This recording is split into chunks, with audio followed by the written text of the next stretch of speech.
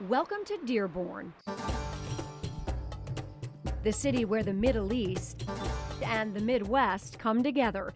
For decades, immigrants from the Arab world have made this Michigan town their home.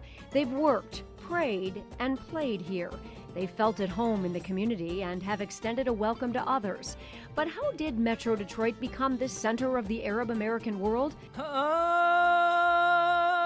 It's a story that began as it did for many other groups. Your heart sounds terrific. Dr. Karl Karoub is third-generation Lebanese. His family came to America at the beginning of the 20th century. They were part of the first wave of Arab immigrants. My grandfather came April 1912, right the same exact time as the Titanic. The first Arabs to come to America in large numbers were mainly single Lebanese men, most of them Christian.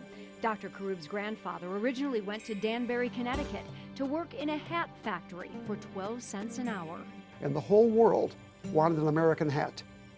Shortly, they would want an American car.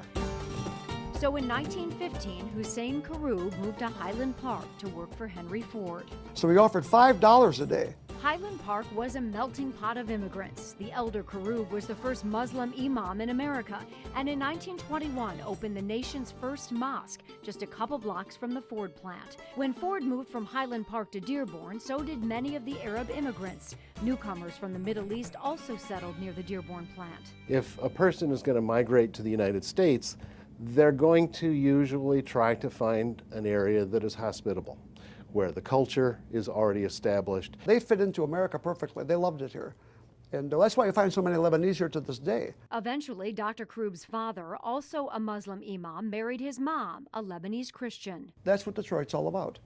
A Christian mother, a Muslim father, a Jewish in-law. In the second wave of immigration, residents still tended to be Lebanese and Christian. More immigrants began to come from Syria, Palestine, Iraq, and Yemen. The Arab and Arab American community in particular is incredibly diverse. I mean, Arabs come from 22 countries. The nations recognized as Arab by the UN and League of Arab States are primarily in North Africa and West Asia. Arabs share obviously a common language, that's just one of the most common characteristics, and most important characteristics, as well as a shared cultural tradition in a lot of ways.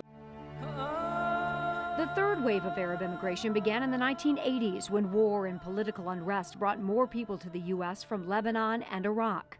Those people tended to be much more likely to be Muslim. For many Arab Americans, particularly in our area, life was good.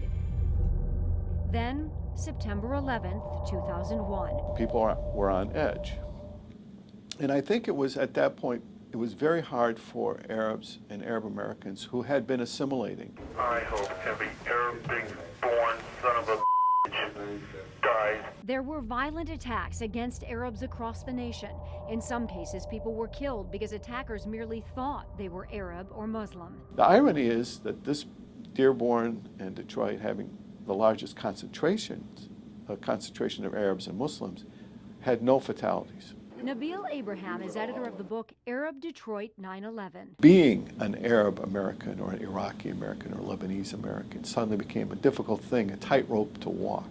Dr. Abraham says after 9/11, many Arabs felt they had to demonstrate their allegiance to America. Wearing flags, putting flags on their businesses, doing things to prove their loyalty. Donations to charities in the Middle East were suspect. The contributions that were blunted, that used to travel to or be sent back to the Middle East, got diverted to local causes. So mosques were built, and institutions like the Arab American National Museum were opened.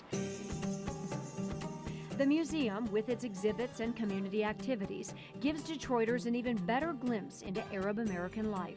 What we're trying to do is to dispel stereotypes about our community, trying to preserve its history, and involve the community in telling its story. But sometimes a good ethnic restaurant can be as important as a museum. When it comes to things that are maybe a little more unfamiliar, particularly people, is to slowly expose themselves. And oftentimes the easiest way is through things like food and music. Dr. Karoub says he never felt any fallout from 9/11. Detroiters are much more exposed and experienced with different cultures, and we have that advantage over almost any other place in the country.